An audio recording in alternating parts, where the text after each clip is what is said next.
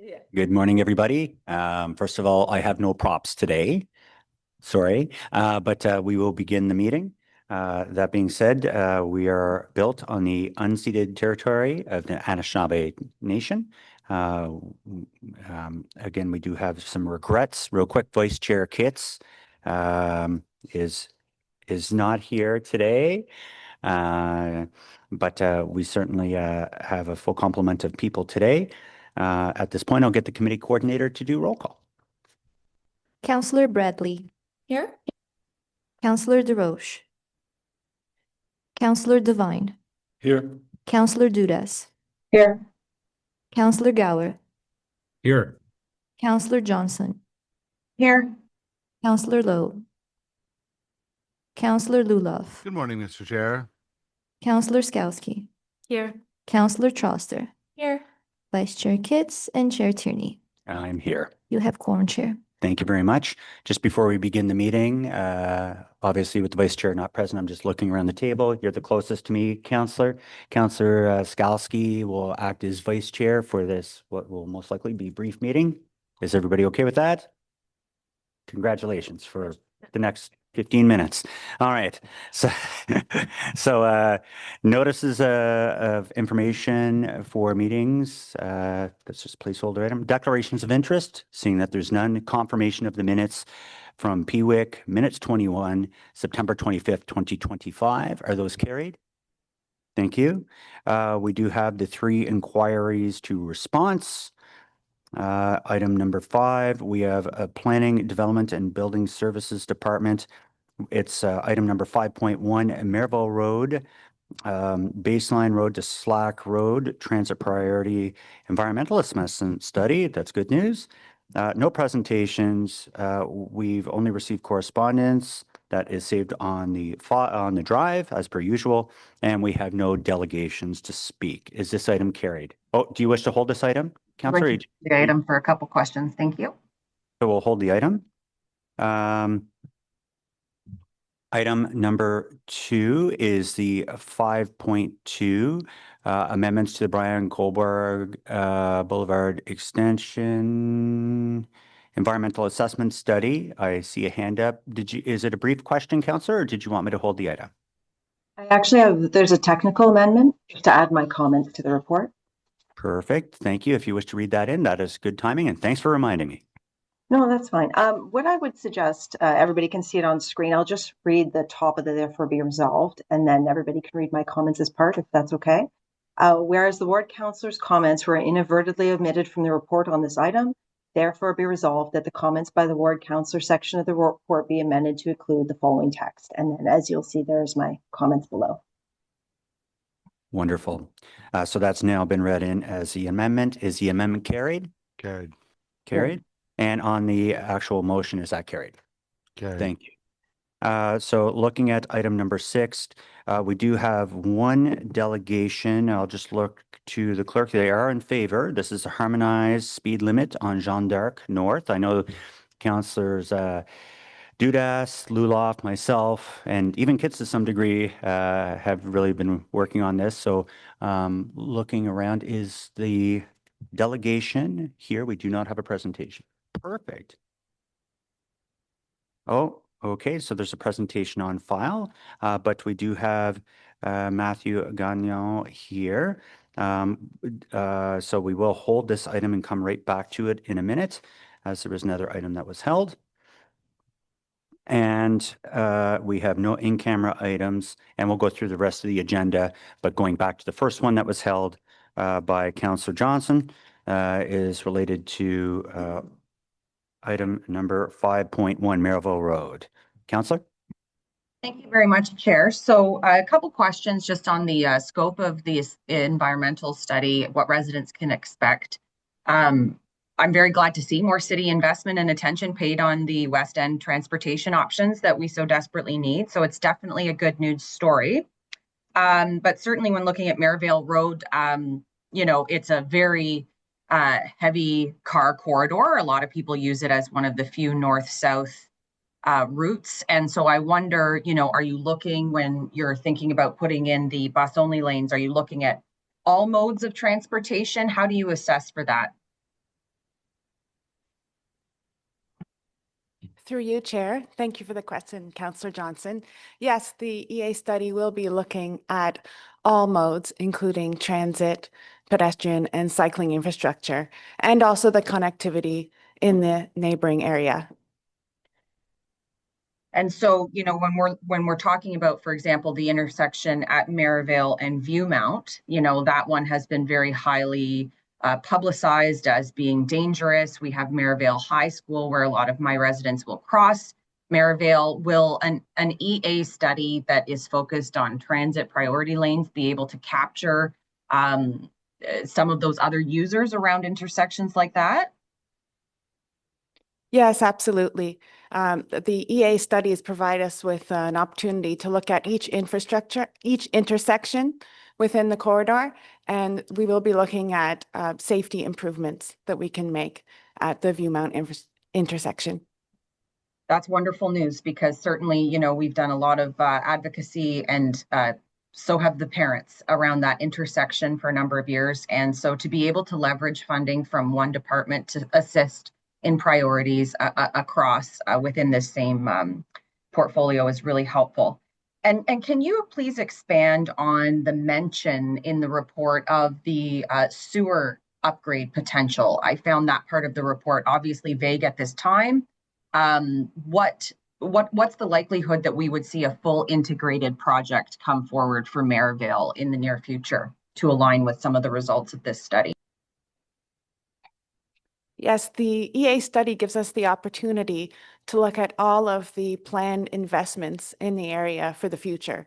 So one of them that we know that is planned is the Merivale Sanitary Sewer Project. And so it will give the opportunity to give recommendations on how these public investments can be coordinated in the future when the construction occurs. And so will that potential for an integrated project, which obviously has even more potential for reinvestment in the area with these other areas of pedestrianization, cycling safety, road safety initiatives, how does that talk to the secondary plan for Merivale that is also ongoing? If residents want to participate in some of the engagement opportunities across these different projects, where do they go? Absolutely. We do want to make it welcoming and easy for residents to know what's going on in the area in terms of studies and planning. So staff from community planning and transportation planning have already been working together to coordinate the secondary plan and the EA study. And we plan to hold the public consultation events, such as the open houses, together so that residents are informed at the same time about what's going on in the area in terms of planning. Well, this is tremendous news for College Ward residents of Cityview, Crestview, and the surrounding neighborhoods that want to see the best for Merivale. So I'm really glad that this is coming forward at this time. And thank you for the opportunity to ask a few questions, Chair. Great. Thank you very much. Councillor Devine. Thank you, Chair.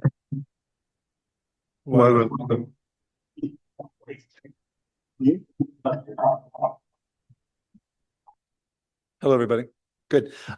Hey, so hello, staff. I'll just follow up on Councillor Johnson's comments, because I'm the neighbor on the other side who is very, very grateful to see this EA. I'm also very happy, as Councillor Johnson was just talking about, of seeing the integration of your work with the Baseline Merivale Secondary Plan, the integration of your work with the work that will be happening for the sewer. I think that integration will help to deliver, you know, a more cohesive project in general.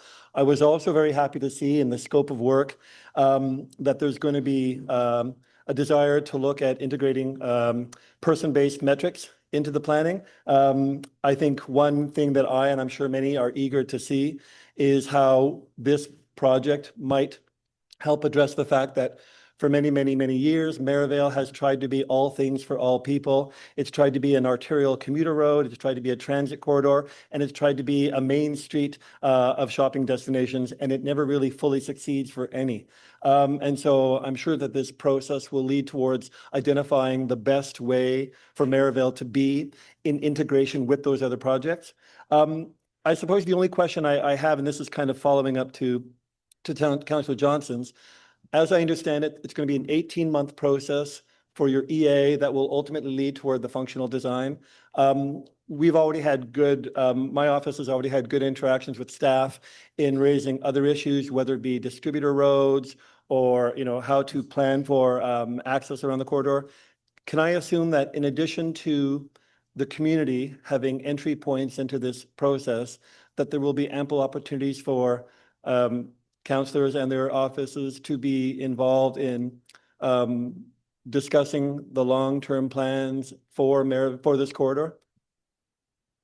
Yes, we'll keep your office informed and we're happy to meet at any time Great. throughout the process. Thank you. I look forward to it. And thank you very much for putting this on the agenda. Great. Thank you. Seems like some pretty good support here. So on this item, is this item carried? Okay, I can't pronounce that word, but it sounds great. So we'll move along to the next item. Great, is item 6.1, a harmonization of speed limits on Jeanne d'Arc. And we have, I believe, Mr. Mathieu Gagnon, Convent Glen Orleans Woods Community Association online. We're just like, hey, Mathieu, great. You have 5 minutes. The floor is yours. Hi. So we can start with the first slide. We can see it perfectly there. Yes, there we All go. right. First of all, we want to thank Councillors Luloff and Dudas for getting this done. This area has been very confusing to a lot of our residents, and so thank you for doing this. However, we do have a few comments. If you can go to the next slide.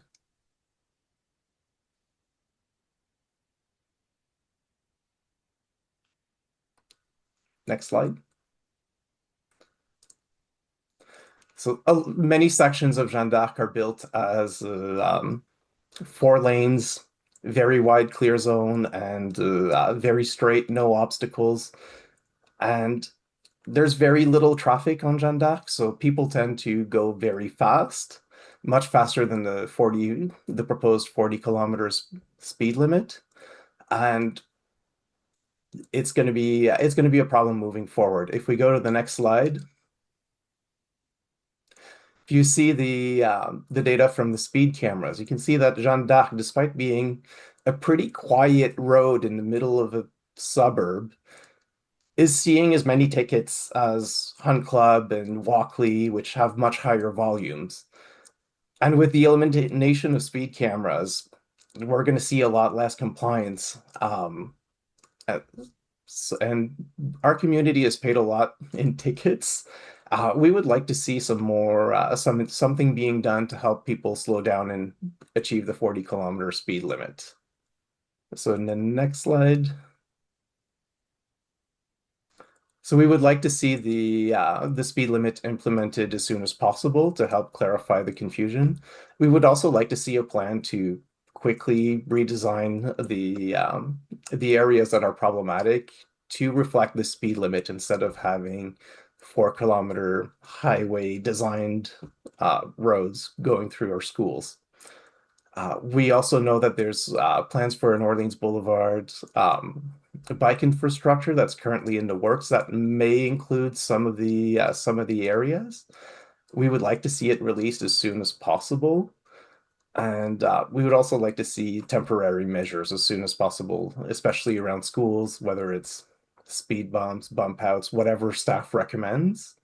And then eventually gradually build a permanent infrastructure that would allow our kids to go to school safely. And that's all I had. Thank you very much. Great delegation. We have Councillor Dudas. Yes, it's less of a comment and just more of a sharing my appreciation. The Community Association, and Mathieu, I know you're here on their behalf, have been very vocal and active advocates for safety, pedestrian safety, making sure that this stretch of road has a more common sense approach to the speed limits, and has been very vocal on behalf of the community. So I take note of the comments you have and the next steps that are proposed in your presentation. I will absolutely continue to work with yourselves as well as the schools in the area and the residents who live in the community to make sure that we're seeing progress on these factors. So I wanted to thank you, and I know we have an AGM we're attending tonight, so I will see you this evening. But I know how much work it takes as a community association to do this effort on behalf of all the residents. So I wanted to share my appreciation that you're here today. Thank you. Great. Thank you very much. And I'll echo. My mother lives right around the corner there. So I'm very familiar with that stretch. And you've heard a lot of the discussions. Oh, I have Councillor Luloff here first, and then I'll. Oh, no, that's for questions and comments to staff, Chair. Sorry. Oh, okay. So just before we get to staff, I just want to thank you for coming out today, and we'll cut you free, but your points are well taken. Questions to staff, Councillor Luloff. So we've been working on this for quite some time, the 4 East End councillors for sure, and I really want to express my extreme appreciation to Councillor Dudas for helping pick up this torch following last term. We reduced the amount of speed limits nearly by half last term, but we still ended up with stretches of road with private, like I get it, like Jeanne d'Arc for the most part is an arterial and functions as an arterial. However, there are private approaches through the village onto this arterial. And so going from 70 when we had North Service Road to 60 to 50 to 40 to 50 to 40 to 50, back up to 60, down to 40, and then back up to 60 again, is a bit ridiculous. Like, I mean, anybody can see that that's a little bit ridiculous on one 4-kilometer stretch of road. So this harmonization makes a lot of sense because we bookend it and create a single 40 zone through 5 school zones. And yes, there is space between the schools, and we've received some feedback from the community that they feel that 40 is too low when there are no schools present. But having these very short 200, 300 meter breaks where you can go 50 again, only to slow down again, is not safe for children, for our more experienced members of the community that are trying to access some of the pathways, like Father Richard Ward Park and others in the area. So you've got through the villages where you've got private approaches. People are trying to pull out of their laneway, rightly or wrongly, sometimes backwards. And then you've got 5 schools kind of stacked in a row. And so, yes, I can imagine that when people are trying to, make their way in the morning, and the only thing that they're thinking about is, finishing their morning coffee as they're driving in, that 40 can seem slow when they're trying to get to the highway. This is more about safety than it is convenience, and you have other options. So if you're living closer in the villages and you want to get on the highway faster, you've got 10th Line Road. You also have the option, if you're living in the middle, to go up Orleans Boulevard, turn onto St. Joseph, and then get on at Jeanne d'Arc. Or you can continue on, and please respect these new speed limits. This is far more about community safety and driver predictability. Having so many different speed limits where you're speeding up and slowing down like that does not increase predictability for those that are vulnerable road users. So I just want to express my appreciation for my council colleagues for helping to make this happen. I understand that it'll be jarring for some, but as we get used to this new speed limit, I know that the predictability will be increased. So I truly appreciate the work of Councillor Dudas and the chair and Councillor Kitts helping to make this happen. It'll take an adjustment. And yes, it's strange to see a 4-lane arterial at 40, but we need to think about the context here. So thank you very much, Mr. Chair. Thank you very much, Councillor. Councillor Dudas. I'm going to echo a lot of what my colleague has said. And I think, this has been many years in the making, and frankly was really driven by residents who were directly and repeatedly sharing their frustration about the confusing mixed bag of speed limits and the implications that it had for safety for all users of the street. I mean, Jeanne d'Arc Boulevard is a textbook example of what happens when speed limits are changed in isolation without having a cohesive plan for how they should link together. And for those of you who are on committee who may not have traveled this road often, this stretch is the main artery through the north end of Orleans. It's connecting thousands of homes, links my ward with Councillor Luloff's. And as Councillor Luloff alluded to, in just over a few kilometers, drivers are encountering multiple speed limits. They're going 60, 50, 40 kilometers. But then you add in the school zones, and in at least one instance, that varies by time of day. So you never know if it's a 40. and you have to check your time of day, you have to check the date. It's not just confusing, it's dangerous. So these inconsistent conditions, they put cyclists and pedestrians, the students, they put drivers at risk, and people are getting tickets because they're not 100% sure what time of day it is and if they're breaking the 4 days. So residents have been vocal about their frustration, and I've heard on countless occasions complaints about how easy it would be to just bring common sense to these speed limits. So I also wanted to thank city staff for their work following the motion that was introduced by myself and Councillor Luloff. We now have a plan. It brings clarity and consistency to this corridor. It's going to align with not only city policies, but provincial policies as well, particularly pertaining to school zones. And most importantly, it makes sense. It's going to make sense to the people who are driving it, to the pedestrians who are using it, and it's going to be a move in the right direction. So I wanted to thank you, Chair Tierney, for your support, and a special thank you to Councillor Luloff. Together, we've done this quite closely, and I very much appreciate this, as well as your work on this area before. This section of Jeanne d'Arc spans both of our wards, and your collaboration was key in moving this forward. Thank you. Thank you, and thank you, councillors, Eastern councillors, for your hard work, and Councillor Dudas and Luloff.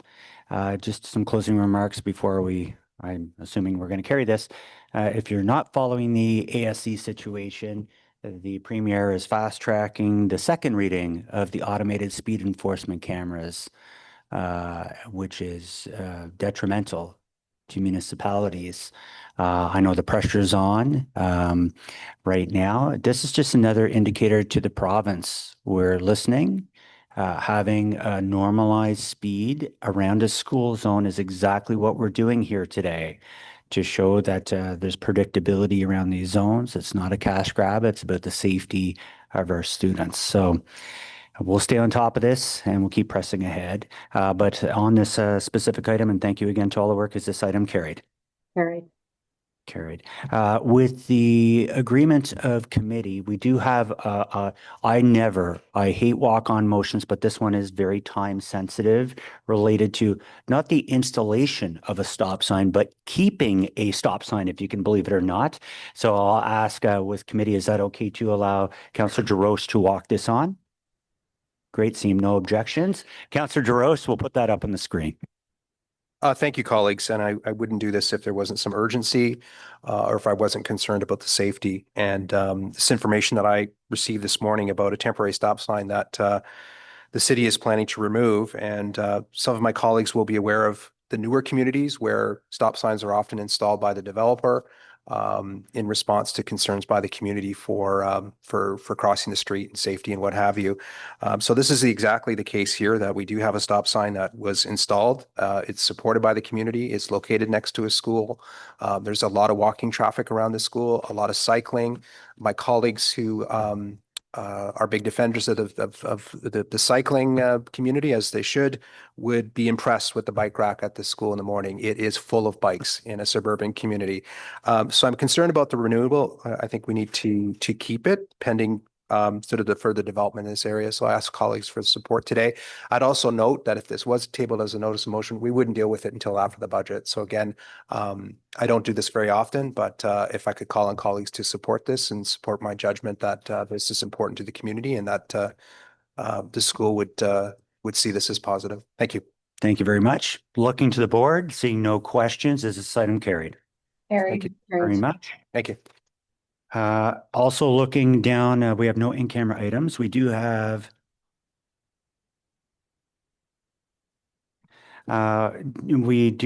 inquiry to be read by Councillor Skalski from Councillor Kitts. So yeah, I'm just going to read two questions on behalf of Councillor Kitts, who is not able to be here today, regarding the City of Ottawa's school bus camera pilot program. So the first question, does the Premier's recent announcement on changes to legislation affecting automated speed enforcement cameras have any impact on the City of Ottawa's school bus camera pilot program? And the second, could staff please provide an update on the current status of the City of Ottawa's school bus camera pilot program, including any findings or observations to date? Thank you. Great, thank you very much for that. And we do have another inquiry from Councillor Johnson. Thank you, Chair. So on October 16th, 2025, a commercial jump truck struck and killed a 5-year-old boy in Ottawa's Overbrook neighborhood. To avoid such tragic deaths, other municipalities such as Toronto are leveraging Vision Zero design principles across multiple city departments such as fleet. Can fleet services outline by the end of Q1 2026 any heavy vehicle safety improvements or initiatives the city may consider for its heavy equipment fleet, which align with the Vision Zero strategies being implemented by other municipalities such as Toronto? Thank you. Great. Thank you for that. Looking down the list, seeing no other business, that would be adjournment. Our next meeting will take place, pack a lunch, Thursday, November 27th, 2025. This meeting is now adjourned. Thank you very much, everybody. Thank you, Chair.